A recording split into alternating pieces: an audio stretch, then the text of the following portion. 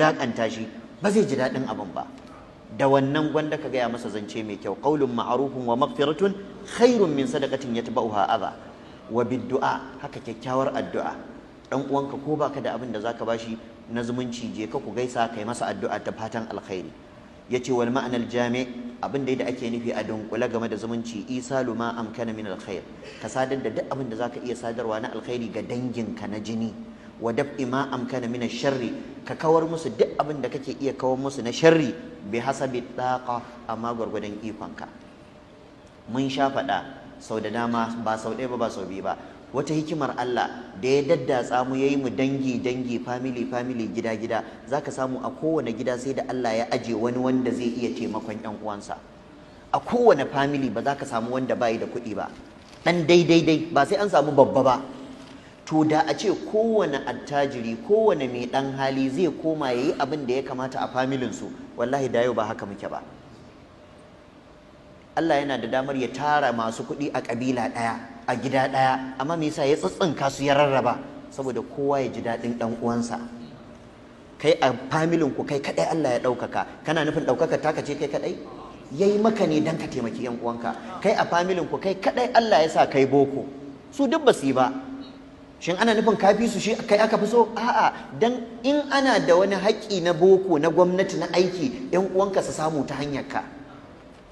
Amma kai ka ƙi naka ka je ka tara wasu, su suna da nasu ƴan bokon, kai ne a gidanku, kai ka ƙi kai naka aikin a gida. Da yawan mutane yau inda za ka nuna musu ƴan uwansu, ko za a nuna maka ƴan uwansu, sai ka rantse ba ƴan uwansu ba ne. Sai ka rantse ba ƴan uwansu ba ne.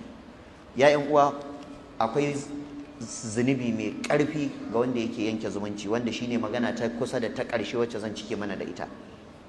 Ubangiji subhanahu wata'ala ya ja kunnen mu akan yanke zumunci. Allah subhanahu wata'ala ya ce wattaqullaha allazi tasaaluna bihi wal arham, ku ji tsoron Allah da kuke wa kanku magiya da shi, kuma ku kiyaye zumunci.